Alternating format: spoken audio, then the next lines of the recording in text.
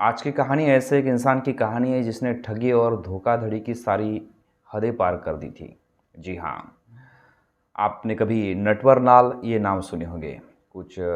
कई साल पहले एक अमिताभ बच्चन की एक फ़िल्म आई थी मिस्टर नटवर लाल।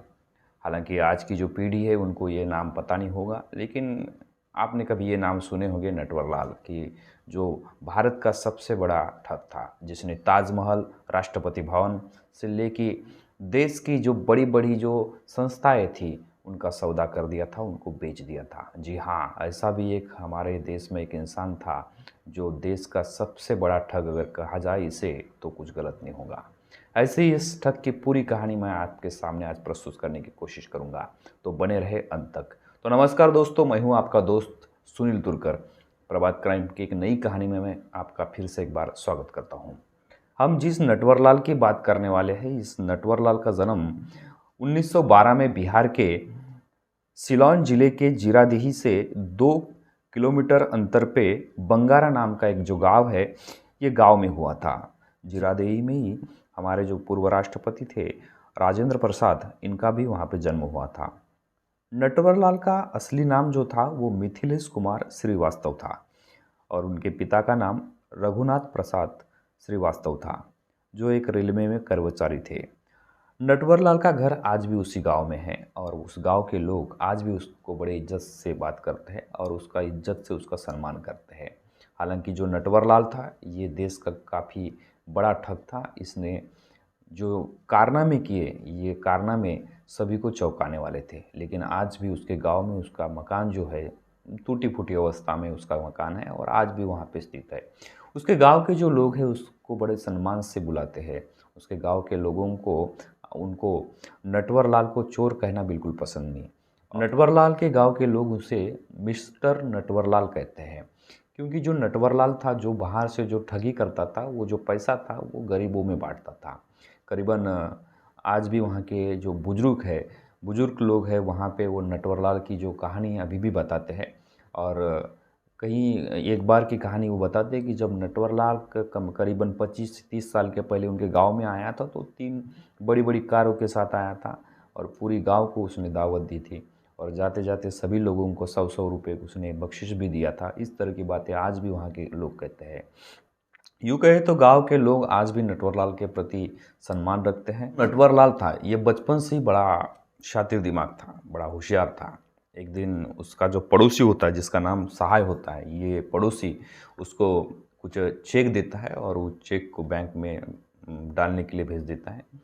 उस चेक को डुप्लीकेट बना के उसके सहाय की डुप्लीकेट सिग्नेचर लगा के ये जो नटवरलाल था पहली बार 1000 रुपये की चोरी करता है और वहाँ से इसके हौसले बुलंद हो जाते हैं। जब ये बात सहाय को पता चलती है तो सहाय उस नटवरलाल को उसके पिताजी के पास लेके जाते हैं और उसके पिताजी उसको खूब मारते हैं। इस घटना से नटवरलाल अपना घर छोड़ देता है और सीधा वो कलकत्ता चले जाता है। उसके बाद वहाँ से रह के वो अपनी पढ़ाई चालू करते रहता है और वहाँ पे जो कपड़ा व्यापारी होता है उसके पास कुछ दिन वो काम करते रहता है और वहाँ काफ़ी तेज़ तर्रार और होशियार होने के कारण उस कपड़ा व्यापारी को जो बच्चे थे उसको भी वहाँ पे उनको ट्यूशन लेता रहता है। होता ये है कि आगे की पढ़ाई के लिए ये जो नटवरलाल था वो अपने मालिक को, यानी जो कपड़ा व्यापारी था कोलकाता का, उसको कुछ पैसे उधार मांगता है, लेकिन वो जो कपड़ा व्यापारी था उसको पैसे देने से इनकार कर देता है। तो पहली बार सबसे बड़ी ठगी ये जो नटवरलाल था वो अपने मालिक के साथ करता है। करीबन 4 लाख की ठगी उस कपड़ा व्यापारी के साथ वो करता है और उसको 4 लाख का चूना लगा के ये नटवरलाल वहाँ से भाग जाता है। इस तरह की कई बातें और कई कारनामे इस नटवरलाल ने किए थे।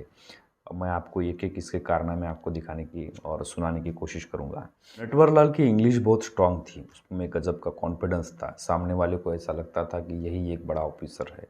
वो कई भेष अपने बदलता था, कई अपने नाम बदलता था और लोगों को ठगता था। टाटा बिरला हो या अंबानी हो या कोई भी देश का बड़ा आदमी हो, उसको उसने ठगा है। ऐसा कोई आदमी उसके हाथ से नहीं छूटा है। ये जो नटवरलाल है, ये नटवरलाल बड़ा चालाक था। एक दिन दिल्ली में एक घड़ियों की दुकान में जाता है और वहाँ पे सबसे बड़ी महंगी जो घड़ियाँ है वो घड़ियाँ खरीदता है और उस दुकानदार को 39,000 का फर्जी जो चेक था वो थमा देता है। इस तरह से इस नटवर लाल की जो कहानी, जो धोखाधड़ी की कहानी है, ये बड़ी दिलचस्प कहानियाँ हैं।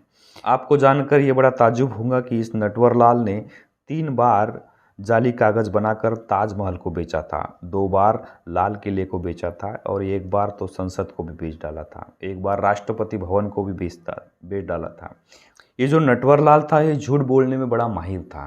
कॉन्फिडेंस के साथ सामने वाले से बात करता था और जो डॉक्यूमेंट्स थे, जो भी फर्जीवाड़े वो करता था, उसके पूरे ओरिजिनल जैसे डॉक्यूमेंट्स वो बनाने की कोशिश करता था और सामने वाले को आराम से फंसा देता था। आपको हैरानी होगी कि इस पर 150 से ज़्यादा केस हुए थे, मुकदमे चले थे और 19 मामले में इसके फैसले आए थे। करीबन 113 साल की इसको कैद हुई थी। लेकिन जितनी बार भी वो पकड़ा गया, बार बार वो जेल से भागते गया। एक बार लखनऊ के जेल में 11 पुलिस वालों को 5 लाख देने का वादा इसने किया। पुलिस वाले ने उसे बाकायदा पुलिस की वर्दी ला के दी। पुलिस वालों से सलामी ठुकवा कर वहाँ से जेल से ये भाग गया। हालांकि उस पुलिस वालों को उसने 5 लाख रुपए भी दिए, लेकिन वो पूरे जो नोट थे वो नकली नोट थे। एक बार तो नटवर लाल को कानपुर की जो अदालत में जज साहब पूछते हैं कि तुम इस तरह से धोखाधड़ी क्यों करते हो और लोगों को क्यों ठगते हो। तो वहाँ पे बड़ा एक गजब का वाक़या हो जाता है कि जो नटवर लाल था, वो जज साहब को कहते हैं कि जज साहब मुझे आप 1 रुपया दीजिए। और ये बात सुनकर सभी लोग चौंक जाते हैं और जज साहब उसको 1 रुपया दे देते हैं। जो 1 रुपया दिए थे, वो 1 रुपया लेके वो जो नटवर लाल था वो अपने जेब में डाल देता है और कहने लगा कि जिससे आपने मुझे 1 रुपया मैंने मांगा आपको और 1 रुपया मुझे आपने दे दिया, इस तरह से मैं लोगों को पैसे मांगता हूँ और मुझे यूं ही दे देते हैं। इस तरह का भी वाकया जज साहब के सामने लखनऊ के कोर्ट में हुआ था, ये भी कहा जाता है। एक बार की कहानी है, लखनऊ के सेंट्रल जेल में ये करीबन 1.5 साल से नटवर लाल जेल में बंद रहता है और उसकी जो बीवी है, वो उसकी बीवी करीबन 1 या 1.5 महीने से उसको लगातार खत लिखती है, लेकिन उन खतों का ये कभी उसको जवाब ही नहीं देते। उस खत में उसकी बीवी अपनी परेशानी या माली हालत ठीक नहीं होने की बात उसको खत में कहती है, लेकिन ये जो नटवर लाल है अपनी बीवी के किसी भी खत का जवाब नहीं देता। हालांकि जो जेल का कानून होता है कि जो अंदर से बाहर से जो भी कुछ खत आते हैं, वो खत वहाँ जेल अथॉरिटीज होते हैं उसको चेक करते हैं और उसी के बाद में जो कैदियों को उनकी जो खत है उनको दिया जाता है। तो जेल प्रशासन के लोग काफ़ी हैरान थे कि जो नटवर लाल है वो अपनी बीवी के खत का जवाब आखिर क्यों नहीं दे रहा है। और इसी कारण जेलर जो थे वहाँ के, उस नटवर लाल को पूछ लेते हैं कि भाई आपकी बीवी आपको बार बार खत लिख रही है, अपनी परेशानी बता रही है, लेकिन आपने उसके खत का जवाब क्यों नहीं दिया। तो बड़ी शांति से नटवर लाल कहते हैं कि ठीक जेलर साहब, आप अगर बोल रहे हैं तो मैं अपनी बीवी के खत का जवाब ज़रूर दूंगा। और इस तरह से नटवर लाल 2 महीने के बाद अपनी बीवी के खत का जवाब देता है और वो खत में लिखता है कि आप परेशान मत हो, मैं कुछ ही दिनों से इस जेल से छूटने वाला हूँ, लेकिन फ़िलहाल तुम वो जो खेत का नाम बताता उस खेत में जाइए और वहाँ बहुत सारा सोना और बहुत सारा पैसा मैंने छुपा के रखा है, पैसा निकाल लीजिए और अपना जो है गुजारा कर लीजिए, कुछ दिन के बाद मैं ज़रूर आऊँगा। इस तरह की बात वो खत में लिख के अपनी बीवी को भेज देता है। ये बात पढ़कर जो जेलर थे वो काफ़ी परेशान हो जाते हैं और ये बात सुनकर पुलिस प्रशासन भी मतलब अलर्ट हो जाती है। और जैसे वो खत उसके बीवी को वहाँ पे पहुँचाया जाता है और तुरंत पुलिस भी उसके खेत में पहुँच जाती है। जेलर प्रशासन और पूरा प्रशासन उसके खेत में पहुँच जाता है और पूरा उसका खेत खोद डालते हैं।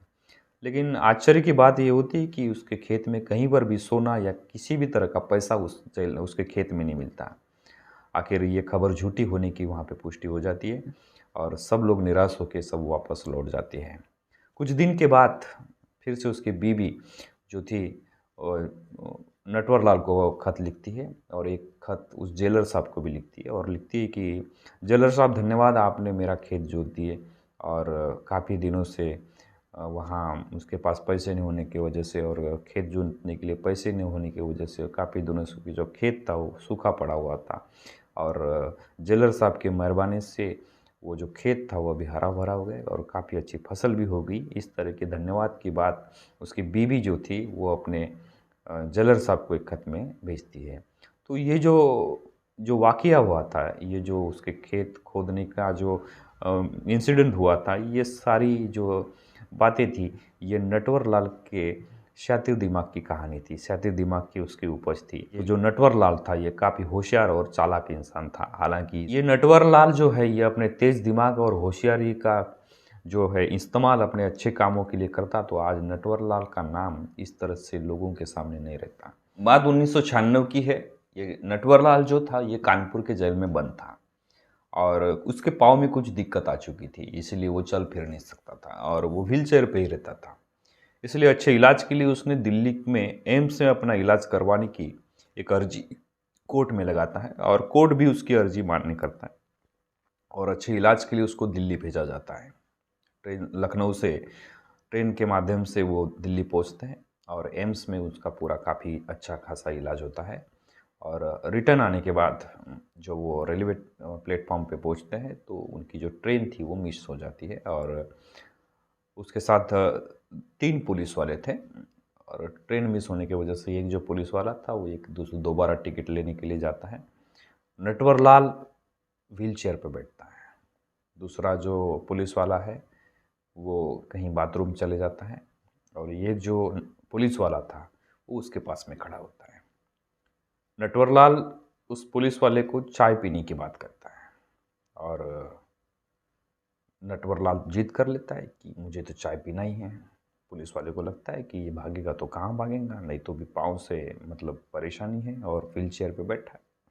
इसलिए जो तीसरा पुलिस वाला होता है वो चाय लाने के लिए नटवर लाल के लिए वो बगल के जो चाय की स्टॉल था वहाँ पे चले जाता है। कुछ देर बाद ये तीनों पुलिस वाले वहाँ पे आते हैं तो वो चौंक जाते हैं, देखते हैं वहाँ पे व्हील चेयर पड़ी थी लेकिन वहाँ पे नटवर लाल नहीं था। इस तरह से लोग परेशान हो जाते हैं, तीनों वो पुलिस वाले परेशान हो जाते हैं कि इतने दिनों से जो नटवर लाल था अपाहिज होने का जो नाटक कर रहा था और अचानक वहाँ दिल्ली स्टेशन से ये वहाँ पे 9-2-11 हो जाता है। इस तरह से जो नटवर लाल था वहाँ से भी भाग जाता है। नटवर लाल को 2 बीवियाँ थी, उसको एक बेटी भी है और उसको एक छोटा भाई भी है जो अभी भी जिंदा है। 2 बीवियाँ तो उसकी मर चुकी है। जो बेटी है अभी वो रांची में रहती है और एक छोटा भाई जो है जिसका नाम गंगा प्रसाद श्रीवास्तव है जो कि बिहार के गोपालगंज में रहता है। 2009 में जो नटवर लाल के जो वकील थे उन्होंने एक कोर्ट में अर्जी लगाई और कहा कि जो नटवर लाल पे जो जितने भी सारे जो केस है वो खारिज किए जाए, क्योंकि 25 जुलाई 2009 को नटवर लाल की मौत हो गई। इस तरह की जो अर्जी है वो अर्जी कोर्ट में लगाते हैं। लेकिन उसके जो छोटे भाई थे जो जिसका नाम गंगा प्रसाद श्रीवास्तव था वो बताते हैं कि 1996 में ही वो नटवर लाल की मौत हो चुकी थी। जब वो दिल्ली से भागा था उसी समय कुछ दिन के बाद उसकी काफ़ी तबीयत खराब हो जाती है और उसकी मौत हो जाती है। रांची में ही उसका अंतिम संस्कार करने के बाद उसके जो भाई है गंगा प्रसाद श्रीवास्तव वो बताते हैं। इस तरह से नटवर लाल ने मौत को भी चकमा दे दिया।